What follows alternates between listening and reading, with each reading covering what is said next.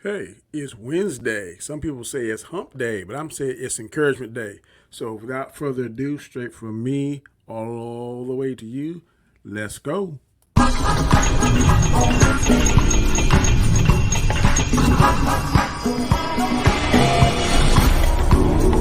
Check Entertainment. Good morning, good morning. It is Wednesday, August the 1st. August the 1st, starting a brand new month, a brand new week, and this is day three of my encouragement series. And I'm just going to get right into it. Today's word, as you can see right here, is boom, fatherhood. Fatherhood is the word of the day. And I'm going to tell you right now, I'm probably going to make some of the female audience mad or a little in their feelings. I don't mean to do that, but I just got a lot to say about this. And I may exceed my new 10-minute time limit I'm trying to do, but just bear with me. I think you're going to like this. Fatherhood. The definition of fatherhood is a state of being a father. Just plainly and simply put, a state of being a father. That is the definition of fatherhood. The scripture today comes from Proverbs, as you already know. It's my favorite book of the Bible. It comes from Proverbs, the first chapter, the 8th verse, and it says, "Hear, my son, your father's instructions, and forsake not your mother's teachings." I'll say that one more time. Proverbs, first chapter, the 8th verse, it says, "Hear, my son, your father's instructions, and forsake not your mother's teachings." And also the quote of the day. I'm going to give you two quotes today. One for girls because I have two daughters, and one for boys because I have a son. So I want to cover both aspects of that. And for the girl, the quote is, "A daughter needs a dad to be the standard against she would judge all men." I want to say that one more time. A daughter needs a dad to be the standard against she would judge all men. For sons, a father should be the man he wants his son to become. He should not force his son to be the man he never was. Let me say that one more time. A father should be the man he wants his son to become. He should not force his son to be the man that he never was. Those two are very powerful quotes, and I'm just going to cover this. Now, fatherhood, I hear a lot, and listen, I love my women in my life. I love my wife. I love my mother. I love my sisters. I love my daughters, my female friend. I love them all. I respect them all. But, and I'm not talking about them, I'm talking about some others that I hear. I hear this narrative that's going around, and women are saying, some women are saying, there's no good man left out there. There's no good man to do this. And I can do bad all by myself. I can do this, I can do that. Yes, you can. But guess what? There are good men out there. I know a lot of good men out there. I'm a good man. My friends are good men. They are fathers in their children's life. They are very relevant in their children's life, and they take care of their children. So I don't know whether these females that saying there are not any good men out there. I don't know where they're hanging at. I don't know where they're going to. I don't know. If you want to find a good man, you got to go to good places. You try to find a good man in the club. Try to find a good man out in the street. Try to find a good man wherever there's not a good place. Then you're probably not going to find a good man. Also, it's how you carry yourself. If you want to catch a good man, you can't go out there dressed a certain kind of way, act a certain kind of way, drinking and smoking, showing all the goodies, all that kind of stuff. You're not going to get a good man. You're going to get somebody that is attracted to what you're trying to offer. And like you're trying to offer a good night, then guess what? You're not going to find a good man. And that in turn, you're not going to find a good father. You find a bum, you find somebody that's not about nothing, and you marry that bum, guess what? It is going to blow up, it's going to snowball into probably a bad father. You're going to be mad, pissed off because the man that you attracted, just the way you were dressing, in an environment that is not conducive to where a good man usually hangs his hat or stays or be's a part of, you're going to find that knucklehead, you're going to find that thug, you're going to find that no good. You're going to find that drunkard. You're going to find somebody with some kind of crazy character flaw that you're not going to like. You're going to fall in love with them because you don't have self-esteem or you think you can't find nobody better. You're not doing the things that you need to do to find a good man. One of the things that the Bible talks about, you have to pray for a good spouse. You have to pray for a good wife. You have to pray for a good husband. A lot of you not doing that. You're going on these dating sites and Match.com and all this kind of stuff. And I'm not beating that because there have been some successful things that's been found in those situations. But that's not for me. If I was single, I would not be doing that. The Bible says you need to pray for a mate, pray for someone Ask God to send you that person. And I know there's some people, the believers, sometimes they do it, sometimes they don't. Non-believers, I'm not doing that. Well, that's probably why you're in some of the trouble you're now, because you're not doing things that you're not doing things, not being in places or acting certain ways that attract good men. You think you're gonna find a good man at the bar? You may. Out of 10 men, you might find one good man at a bar. You think you're gonna find somebody at a strip club? No. You think you're gonna find somebody out in the club? No.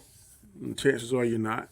But you go to a church, you go to a nice grocery store, or you go to some of your friends set you on dates with somebody, a true friend, not somebody that's trying to perpetrate it being your friend, but a true friend sets you up on a date with a nice man and that cares about your concern and wants the best for you.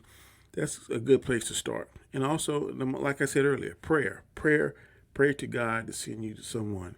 If you have a good father or a good male role model in your life, you need to try to emulate, find someone that has some of the characteristics. Not all the characteristics, because I'm sure your father has some characteristics that may not be perfect. But I think if he's a father that is in your life, that's trying to help you, trying to do the right thing, goes to work, doesn't put his hands on his wife, doesn't do any kind of crazy stuff, supports you and gives you the support that you need and gives you the foundation that you need and helps you with all aspects of your life and tries to be there for you, give you good advice, try to keep you on a straight and narrow. You should try to find someone with those same qualities. Why?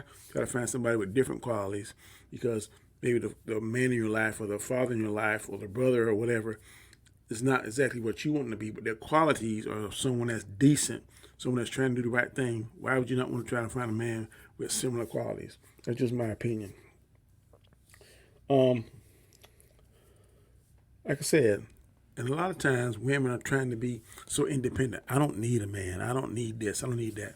But if you project that, then the man is going to pick up on that. And guess what? He's not going to want to do anything with you because you're too independent. Sometimes women can be too independent.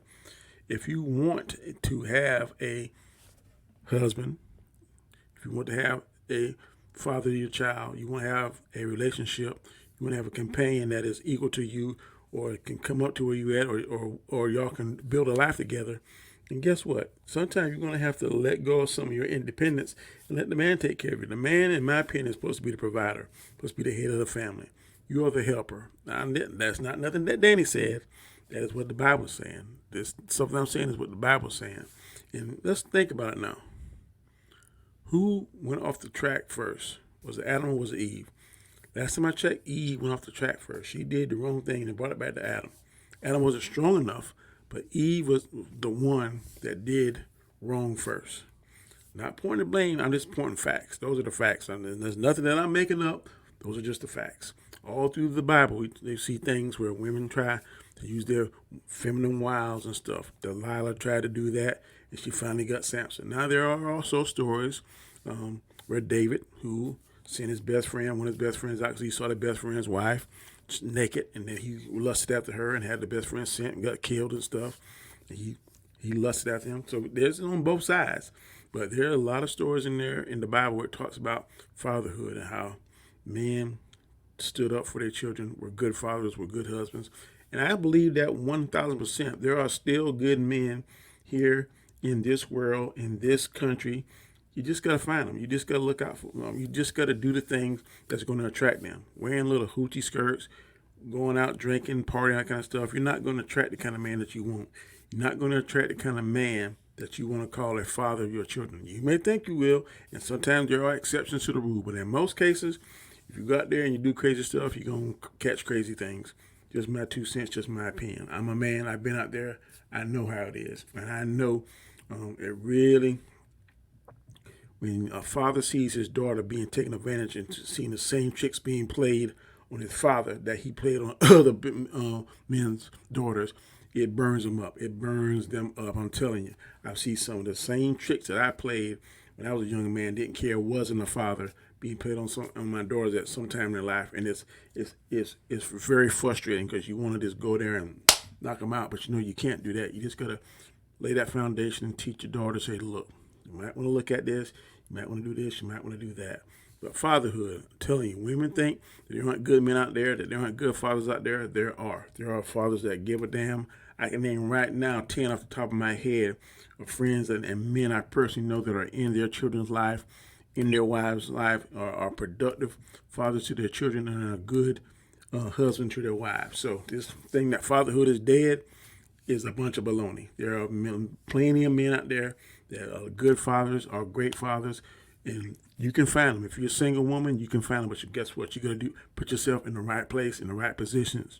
You got to pray for it. Yeah, whether you don't if you're a believer or not, I'm telling you, prayer works. If you're a believer, you know that. If you're a non-believer, you need to start to know that because prayer works. Try it. You have nothing to lose. You have nothing to lose by praying. Pray to God. I pray to God to send my daughter a good man. I pray for that. And I hope that he will answer my prayer. And I feel strongly he will answer my prayer. But she also has to pray for that too. So I'm just letting you know, these are Danny's 2 cents. My 2 cents, my opinions, my beliefs. You don't have to necessarily agree with them, but I'm just telling you that's how I feel. I feel strongly on that prayer helps. Prayer answers a lot of problems. Prayer solves a lot of problems. You just got to do it. You just got to believe. You just got to take the time. And this notion that fathers are a thing of the past and have gone the way of the dodo is bull crap. It is not true. I am saying it live and living color is not true. There are a lot of good fathers out there. My family has a lot of good fathers. I know a lot of good fathers. Like I said, I can tell you 10 right now that I know off the top of my head that are in their father, in their family's life, a part of their family life, and they're not deadbeat dads. Now, there's some deadbeat dads out there. I will agree 1,000% with you. There are some deadbeat dads. There are some men out there that ain't worth a nickel. But guess what? There's some men out there that are gold.